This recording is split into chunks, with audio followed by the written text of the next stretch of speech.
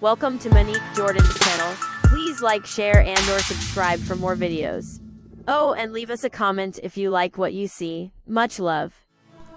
So sit back, relax, kick your feet up, and most of all enjoy. Much love.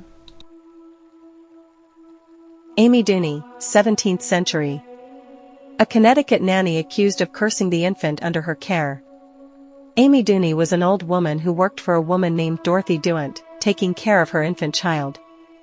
In 1682, Dunt accused Duny of being a witch and cursing her baby by suckling it. Dunt consulted a doctor who said he was an expert on breaking the curses and spells of witches. His solution was to wrap the baby in a blanket and hang it over a fire, which would cause the witch's familiar to fall out. Dunt did as ordered, hanging the wrapped infant over the fire in her hearth. The baby screamed in pain. Witnesses reported that a black toad fell out into the fire and burned up instantly, like a flash of gunpowder. According to reports, the baby was no longer cursed.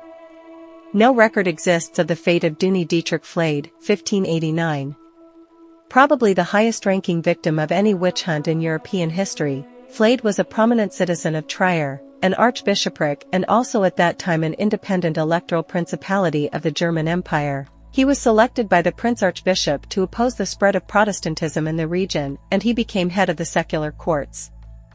In 1580, he also became vice-governor of Trier, and in 1586, he was appointed as rector of the university there even though he was a layman and not a cleric. In the 1580s, the number of witch trials in Trier began to escalate, apparently because of a period of bad weather, agrarian failures, and economic difficulties. At first, the secular courts, under Flade's direction, were hesitant and cautious in cases of witchcraft. This, however, roused the opposition of more zealous witch-hunting authorities, notably the suffragan bishop of Trier, Peter Binsfeld. Eventually, Flade himself was accused of witchcraft. He fled from Trier in 1588 but was captured and returned to the city. Put on trial in August of 1589, he confessed a month later and was executed. William Graves, 17th century, Connecticut man accused of witchcraft over a dispute with his daughter and son-in-law. Though no legal action was taken against William Graves, his case indicates how easily personal squabbles could be turned into serious witchcraft charges. Graves' daughter, Abigail, married a man named Samuel Dibble. Graves may not have approved of the match, for he refused to turn over his daughter's portion or inheritance to her after the marriage.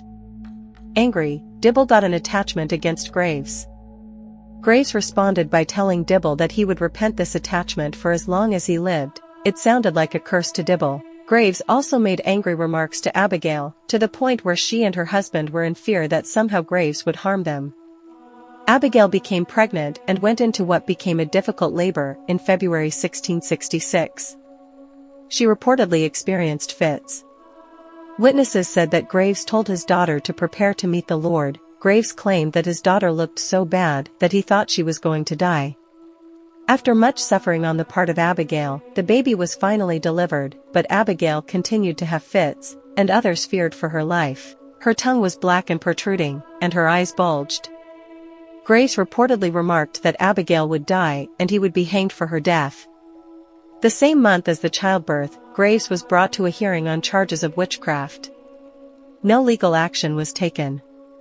Whether Abigail and her husband ever got her inheritance is not known.